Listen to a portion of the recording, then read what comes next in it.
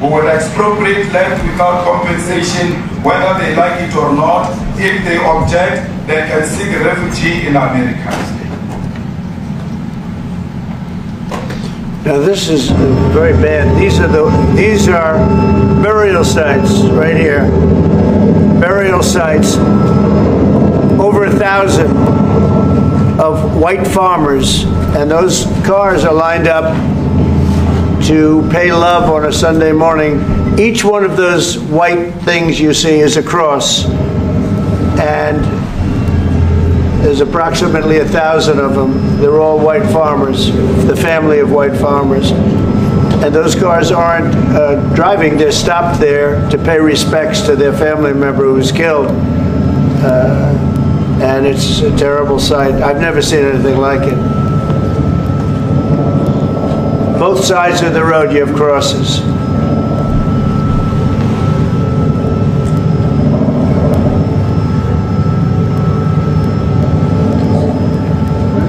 Those people were all killed. Have they told you where that is, Mr. President? No, I'd like to know where that is, because this I've never seen. But, okay. I mean, it's in South Africa, that's where. We need to find out.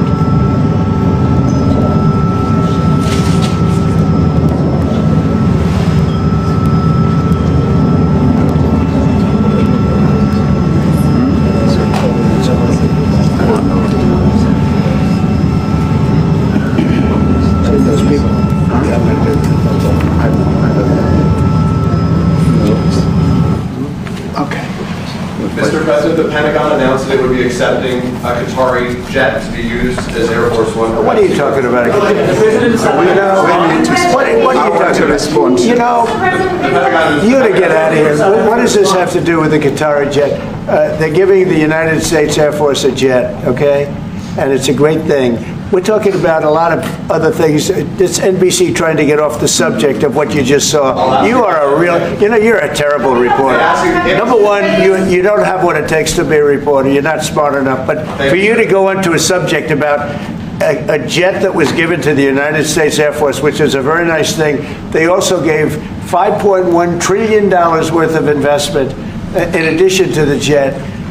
Go back, you ought to go back to your studio at NBC, because Brian Roberts and the people that run that place, they ought to be investigated. They are so terrible the way you run that network, and you're a disgrace. No more questions from you. Go ahead. Go ahead, talk about that. His name is Peter something. He's a terrible reporter. Quiet.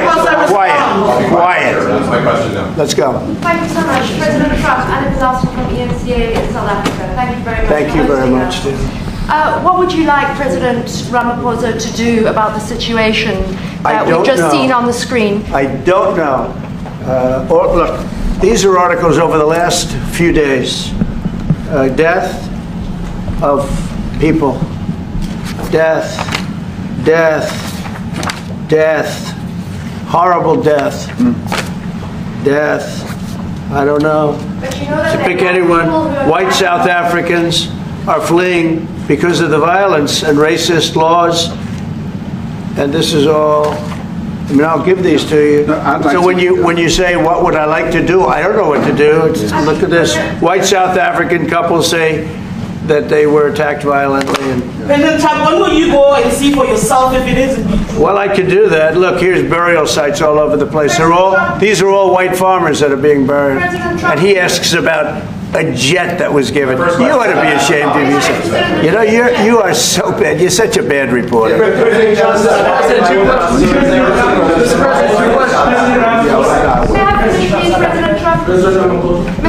This is one after another. This family was wiped out. I'm just looking. Can we get a report from President Ramaphosa? What's your reaction to those videos, Mr. President Trump, Well, I think the videos are so. No. When you look at the videos, I mean, how does it get worse? And these are people that are officials, and they're saying that kill the white farmer and take their land. That's what it is. And I have other friends in South Africa, I have people that left, one in particular that says you can't go there. He said they want to take your land, they take your land and they kill you. It's okay, and they say it's okay to do. Now, we're going to talk about it, but this is a tremendous, look, this is a story recent. These are all people that recently got killed. Yeah. And I don't know how it can get any worse. These are and you know, the man that you saw, the men that you saw, the people that you saw in that movie, those are officials. Those are people that were in office. They had one march, they had a dance in your parliament, whatever you may call it, legislature. Well, let me clarify that. Yeah, let me clarify that, because what you saw, the speeches that were being made, one, that is not government policy.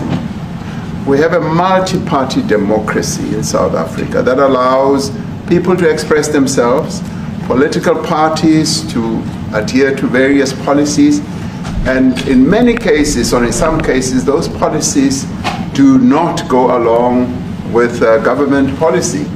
Our government policy is completely against what he was saying, even in the parliament. And they're a small minority party, which is allowed to exist in terms of our constitution. But you do allow them to take land. No. You do allow them to take land. Nobody can and take then when land. they take the land, they kill the white farmer. And when they kill the white farmer, nothing happens to them. No, there is nothing happens to them. There is criminality in our country. People who do get killed, unfortunately through criminal activity, are not only white people. Majority of them are black people. And we have now been utilizing. The farmers are not black. I don't say that's good or bad, but the farmers are not black. And the people that are being killed in large numbers, and you saw all those grave sites, and those are people that loved ones going, I guess on a Sunday morning they told me, to pay respect to their loved ones that were killed. Their heads chopped off, they died violently. And you know, I mean, we're here to talk about it, and I didn't know we'd get involved here, but I will say this, that if the news wasn't fake, like NBC, which is fake news, totally, one of the worst, ABC, NBC, CBS, horrible, but if they weren't fake news like this jerk that we have here, if we had real reporters, they'd be covering it, but the fake news in this country doesn't talk about that. They don't want to talk about it, but now they have to talk about it. But they won't. This won't even be a subject. They'll have him talking about why did a country give a free, think of this, why did a country give an airplane to the United States Air Force? Okay, the United States, not to me, to the United States Air Force, so they could help us out, because we need an Air Force One until that's Air Force One, it's being built. 2 of them being built. But Boeing's a little bit late, unfortunately. So why did they give us a plane to the United States Air Force? That's what that idiot talks about after viewing a thing where thousands of people are dead.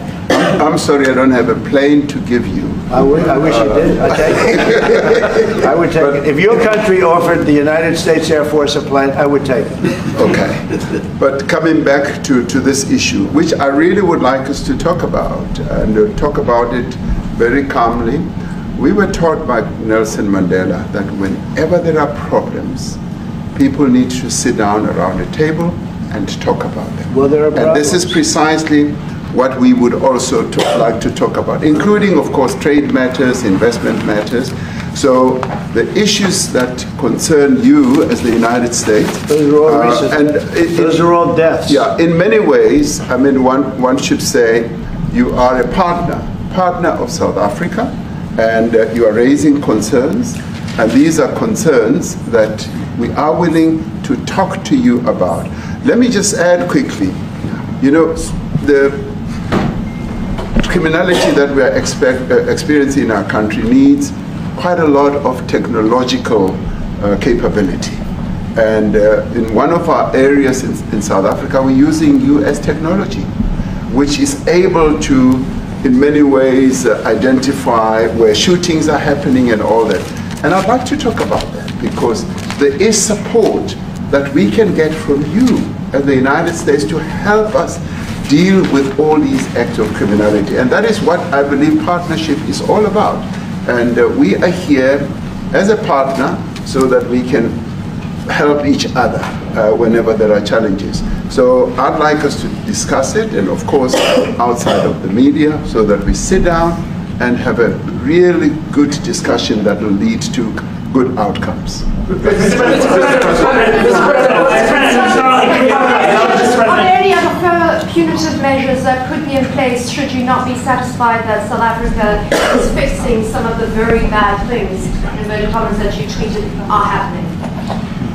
Well, there are a lot of bad things happening in many countries, but this in particular has been very, very bad, and because of we're going to have the whole world watching in another short period of time, because you have the G20, and that's a big deal. And it seems like, I mean, I want you to look good. I don't want you to look bad. Very good. But we have hundreds of people, thousands of people trying to come into our country because they feel they're going to be killed and their land is going to be confiscated. And you do have laws that were passed that gives you the right to confiscate land for no payment. You can take away land for no payment. I want to clarify that, because we have a constitution. Our constitution guarantees and protects the sanctity of tenure of land ownership. And that constitution protects all South Africans with regard to land ownership. However, we do say, because we've got to deal with the past, the government, and as your government also has the right to expropriate land for public use. And you're doing that. And we've never really gotten underway with that. And we are going to be doing so. You're taking people's land away we have not. From them. And those people in many cases are being executed. Yeah. They're being executed. And they happen to be white, and most of them happen to be farmers. Mm-hmm. And that's a tough situation. I don't know how you explain that. How do you explain that? They're taking people's land away, and in many cases those people are being executed, and in many cases it's not the government that's doing it, it's people that kill them and then take their land, and nothing happens to them. But we have thousands of people that want to come into our country. They're also going to Australia in a smaller number. Mm-hmm. But we have thousands of people that want to come into our country, and they're white farmers, and they feel that they're going to die in South Africa, and it's a bad thing. Yeah, what can South Africa do? What concessions would you like to see them make to improve relations with the United States? Then I have one more for President Ramaphosa afterwards. Well, we just spoke about, I got them a very, very complex machine, 150 of them.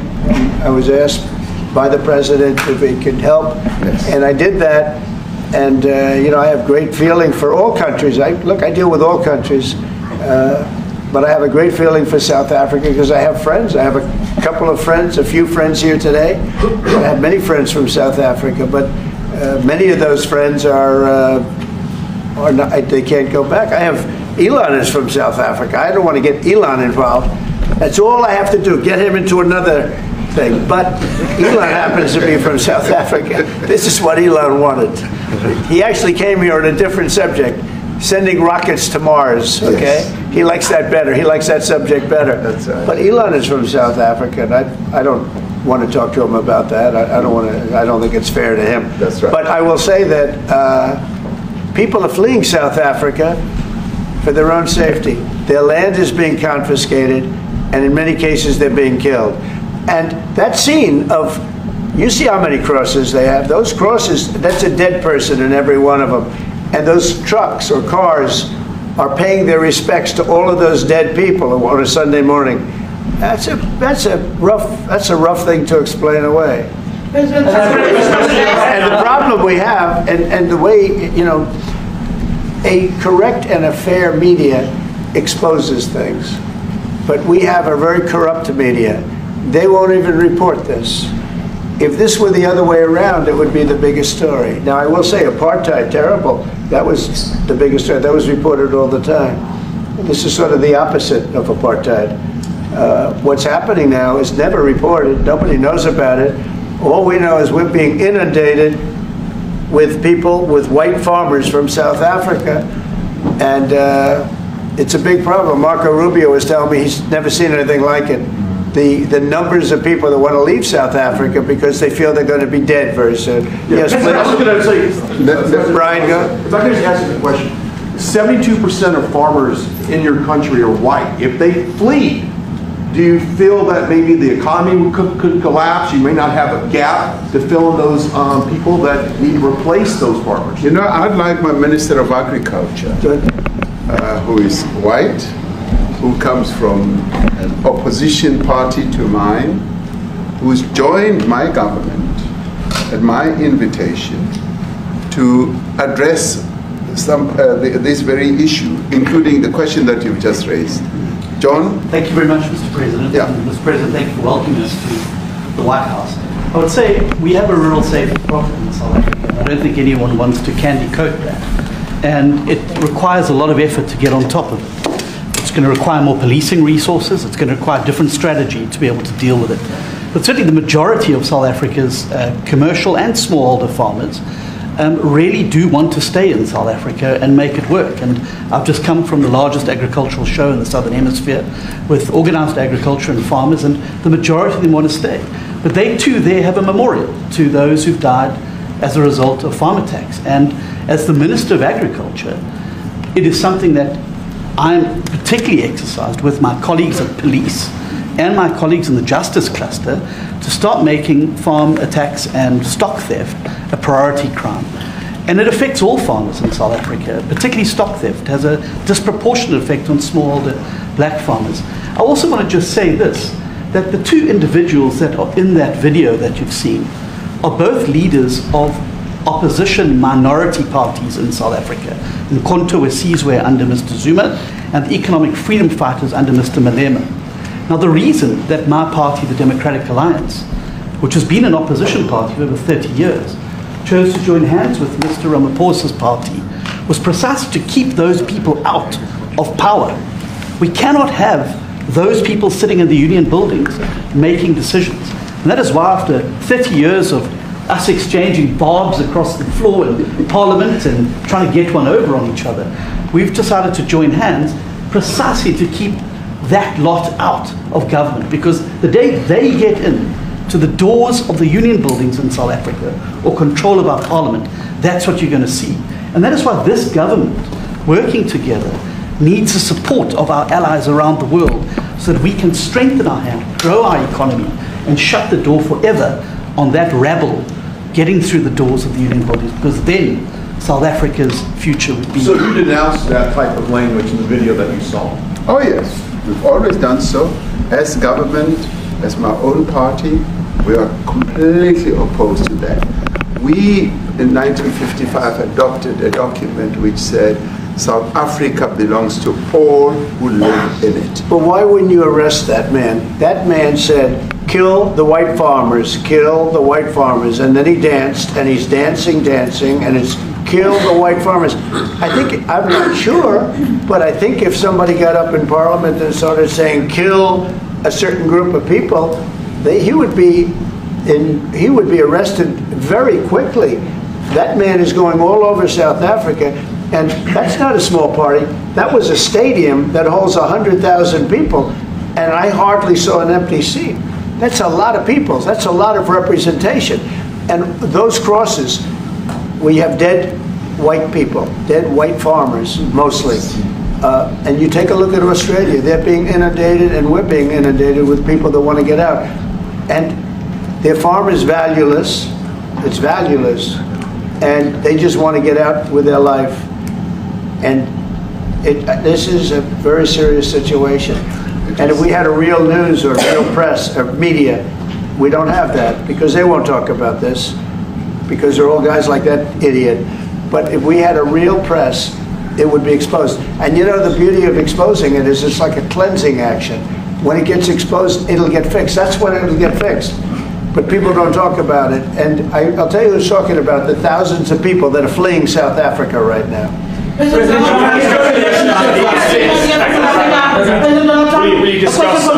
discussed USAID and the devastating impact the cuts are having across the African continent. You know, it's devastating, and hopefully a lot of people are going to start spending a lot of money. And I've talked to other nations. We want them to chip in and spend money too. And we've spent a lot, and it's a tremendous problem going on in many countries. A lot of problems going on. The United States always gets the request for money. Nobody else helps, as you know. Europe doesn't help. Europe hasn't given anything. All they do is sue our companies. You know, they sue Apple, and they sue all of our companies. Apple had to pay $17 billion on a nonsense lawsuit. Very unfair. But we're going to always be there to help. The Afrikaner Exchequer rights to South African broadcasting. If this Afrikaner resettlement issue is resolved, you're going to go into a room after this, you guys are going to talk. If it is resolved, what is the potential for the future-looking relationship between the United States? It's got to be resolved. It should be resolved. I mean, it's a little bit bad when you see a stadium with 100,000 people in it, because that means it's more than just a little movement. It's a pretty big movement in South Africa, so it has to be resolved. It'll be the end of the country if it's not. But is there potential for the relationship moving forward? I hope so. That's why I'm here. I mean, I'm not here for my health. I'm here to see what it is. No, I'd like to see. I have friends. I can tell you, Ernie Els and Retief Goosen, they feel so strongly they wanted to be here on behalf of South Africa, not on behalf of me. Yes. And, you know, they said, can we be here for this? Because they love the country. Ernie, do you guys want to say a couple of words? I hate to put you in this. This is tougher than sinking a 3-footer. They have, and they've staked many 3-footers. Thank you, Mr. President. And thanks for the honor of being here. We've known each other a long time. We have spoken. You know, we're proud South Africans. I still have my South African passport. You know, we travel with this passport, you know, and I got my visa here. So, you know, but we want to see things get better in our home country. That's the bottom line. It's been 35 years since the transition. President Ramaphosa was right in the middle of the transition time in 1990 and before that. So it's been 35 years of ANC government, and I know there's a lot of anger, you know, through the transition. There was also a lot of stuff happening in the apartheid days. You know, we grew up in the apartheid era, but I don't think two wrongs makes a right. You know, President Mandela, when he came out of prison for all that time, didn't come out with hatred, you know, and really unified our nation through sport. You know, we won the Rugby World Cup in '95. 4 times. We won the African Nations Cup, soccer. You know, we won some majors as golfers and so forth. So what I'm trying to say is, you know, this has been a long time coming. That's why we really wanted to meet you, meet the administration, and see our way forward, because we still want to see our country flourish. You know, we've got some great things going on. Business is getting involved with government. Farmers are getting involved in local municipalities, trying to rebuild some of the infrastructure that's been decaying for a long time. So there's a lot of coexistence going on and help from a lot of areas, but I feel we need the US to push this thing through. We've got a great ally if we can have the US. It's always been an ally of South Africa for a very long time, even in the days of the war, you know, up in Angola. You know, you guys helped us. So very important for us to have your support and you know, get the change we need. Where did you do that well? He might have done that even better than he plays golf, which is almost impossible. Johan, please. Sorry, Mr. President, if you had to wind all of those tapes properly, you will see I'm the biggest target of that rabble-rouser. #1 for over 10 years, Mr. Malema. In fact, the first time I met him, he was in the youth league with that gentleman. And look how he's changed. Right. We have too many deaths, but it's across the board. It's not only white farmers, it's across the board. And we need technological help. We need Starlink at every little police station. We need drones. I actually got drones donated for the peace parks to stop elephant and rhino poaching. And his predecessor stopped the importation because he said the United States would spy on us. I mean, US basics, the ridicule. So if you can help us. Remember, sir, you and I lived in New York in the 70s. We never thought New York could be what it became. 2 commissioners, a tough mayor. We need your help to stop this awful killing. But it's across the board. Ernie is right now building a house in George. I'm building 3 cottages for my grandchildren on a farm outside Graaff-Reinet. I often go to bed without locking the door. And we have a serious problem with illegal aliens who stream across the border. And if you really look at our statistics, a lot of these murders, firstly it's unemployment and illegal aliens. And then I met Vice President Bartz many years ago, the Charlie Rose show. My wife loved the book. And she reminded me this morning that you emphasized the devastation that occurs when big companies leave towns and cities, and there's a culture of dependency that develops. And I remember you discussing it. Now that's our problem. If we don't get our economy to grow, the culture of dependency and the lawlessness will increase. I've again been against apartheid all my life, and I'm their #1 target. Please just Google my name and Malema. You'll see it, sir. He marched on the farm. But the crime is bad. The crime is terrible, sir, but Mr. Steenhuisen won't admit to it, but he runs the Western Cape, where I live. And the biggest murder rate is in the Cape Flats. Gangs. We've got gang warfare. Like your M33, whatever these guys. We've got equivalents there. But we need your help, sir. And we need Elon technology. Well, one of the real areas of support is really in investments. We've got to grow our economy, because through growing the economy, we're then able to create more jobs. Because crime really thrives where there is inequality and unemployment. And that is one of the reasons that has brought us here, to improve our investment relations, our trade relations, so that we can preserve the number of jobs that your companies have created in South Africa. By virtue of what we export to you, we are able to create up to 500,000 jobs in the auto industry, in the agricultural industry, and a number of other industries, mining, where we export things to you. And we also know that as South African companies invest here, you are also able to create jobs. So it's a mutually beneficial relationship.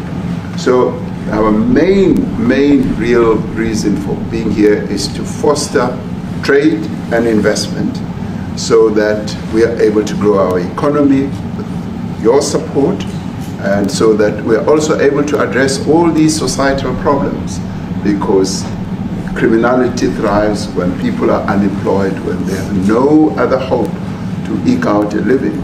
So that is what we need to resolve, and your support, your partnership with us is what is really going to give us a strong capability to move forward. Retief, do you have, excuse me, do you have anything to say? I mean, I don't want to leave you out. You know, the guy won 3 or 4 majors. 3 or 4? No, only 2. 2. That's a lot. By the way, 2's a lot. A lot of tournaments you won too. Do you have anything to say? Yeah, thank you, Mr. President. President Ramaphosa. I grew up in an area in South Africa that is a farmland area, Polokwane. And there is some issues up there. Obviously, my dad was a property developer as well as a part-time farmer. And yeah, some of these buddy farmers got killed. The farm is still going. My brothers run it. But it's a constant battle with farms they're trying to burn the farms down to chase you away. So it is a concern to try and make a living as a farmer. And at the end, without farmers, there's no food on the plate. So we need the farmers to produce the food. Farming, right? He wouldn't do it. He wouldn't even want to do what you're doing. Right? They love farming. They don't want to leave. But it's a struggle. Yeah, and food and fresh water is the most important thing in life. Without those 2 things, you can't survive. How is the water there?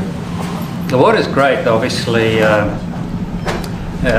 the water comes out of the borehole, out of ground for us down there. But yeah, it is a battle to get the water out sometimes when all the equipment gets stolen all the time that you're trying to get the water out. So does your family and your brother, do they feel safe on the farm? They live behind electric fences, try and be at night safe. But it is constant whenever you leave that something could happen. And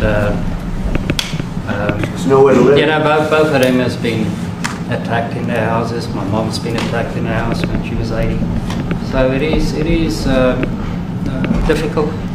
But the guys live a great life despite everything going on.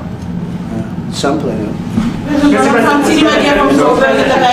Trump, I brought along the president of the largest trade union in our country, Ziggy Solosi, because she leads many, many workers, more than 1 million, 2 million workers, and maybe we should give her a chance to say something because she's come all the way to join us.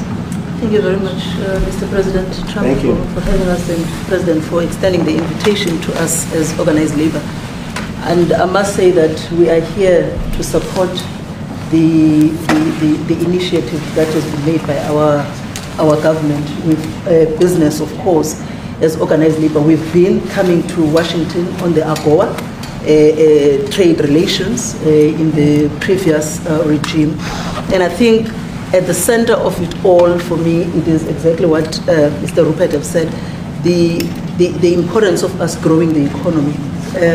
We have always emphasized when we were here and kept on coming and negotiating on AGOA that the 600 US companies that are based in South Africa, as you said, President Ramaphosa, 500,000 jobs will be wiped out. We need more foreign direct investment in our country. We are not just talking about those that will lose employment, but we are talking about over 40% of people that are unemployed, that have no hope of ever finding a job. And we think that, correctly, as they have said, that we need to deal with the issue of porous borders in our country, so that everyone that comes in is documented. We also need to, and I would have thought that the minister would address the issue of land expropriation and how the policy works in South Africa. Recently, President, as you were preparing to come here on the news, in, I think it was in Natal, there was a handover of farms, and white farmers were saying, we are donating the land, but also there's a willing buyer, willing seller in South Africa. So there is no expropriation without compensation, but it is a willing buyer, willing seller. And that white farmer was even saying, President, that the government is even paying more in buying the land than what the land is worth of. And I think those are the realities, President, that we must say that we need to address, of course, but also the importance of agriculture linked to AGOA. People rely on it, and I think, as Retief have said, for survival and living. But lastly, for me, President, is also the issue of the crime statistics. there is no doubt about it that we are a violent nation, you know, for a number of reasons, and we're not condoning anything. But also, if you go into the rural areas where black majority are, you would see women, elderly, being raped, being killed, being murdered, and these are black elderly women that would be found throat slits, raped multiple times, and all of that. And the problem in South Africa, it is not necessarily about race, but it is about crime. And we think that we are here to say, how do we, both nations, work together to reset, to really talk about investment, but also help us in how we can have the technology and everything that is needed, President, to really address the levels of crime that we have in our country. Thank you very much. Thank you very much. President Trump.